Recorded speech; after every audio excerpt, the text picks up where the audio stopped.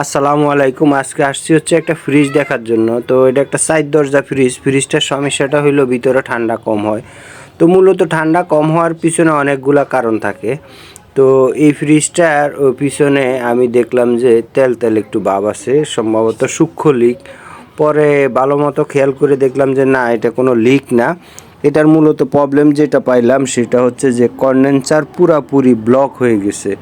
Condenser পুরোপুরি block হওয়ার কারণে এখন এই ফ্রিজের ভিতরে ঠান্ডাটা কম আসতেছে।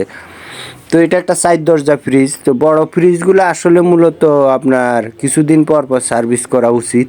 এই যে দেখেন, আমি কন্ডেন্সারটা দেখাচ্ছি, কন্ডেন্সারটা সম্পূর্ণভাবে ব্লক হয়ে গেছে।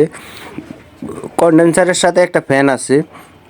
তো ওই ফ্যানটা যখন বাতাসটা টানলে ওই যে দিক দিয়ে বাতাসটা টানে উল্টা পাশে একদম পুরা জাম হয়ে যায়। তো এই ফ্রিজটা আসলে মূলত প্রবলেম যেটা দেখলাম সেটা হইলো যে কন্ডেন্সারটা সম্পূর্ণ ব্লক হয়ে গেছে।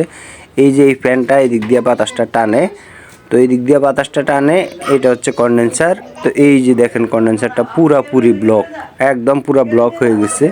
তো ইনশাল্লাহ আল্লাহর রহমতে কন্ডেন্সারটা ওয়াশ করে দিলে ফ্রিজের ঠান্ডাটা ঠিক হয়ে যাবে। তো আপনার যদি প্রয়োজন হয় যোগাযোগ করতে পারেন, বিশ্বস্ততার সাথে কাজ করে থাকি। আমার একটা ইউটিউব চ্যানেল আছে, হোম সার্ভিস 389, আপনি আমার চ্যানেলটা ভিজিট করতে পারেন। তো আমি কোনো চাকুরি করে কাজ করি না, আলহামদুলিল্লাহ আল্লাহর রহমতে।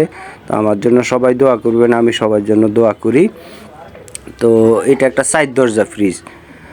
তো ফ্রিজটার সমস্যাটা হইলো ভিতরে ঠান্ডা কমে গেছে। তো মূল প্রবলেম যেটা পাইলাম সেটা হইলো যে কন্ডেন্সারটা জাম হয়ে যাওয়ার কারণে ভিতরে ঠান্ডাটা কমে গেছে। তো ইনশাল্লাহ সার্ভিসিং ভালোভাবে করে দিলে ভিতরে যে ঠান্ডা কম হইতো এই সমস্যাটা 100% সমাধান হয়ে যাবে।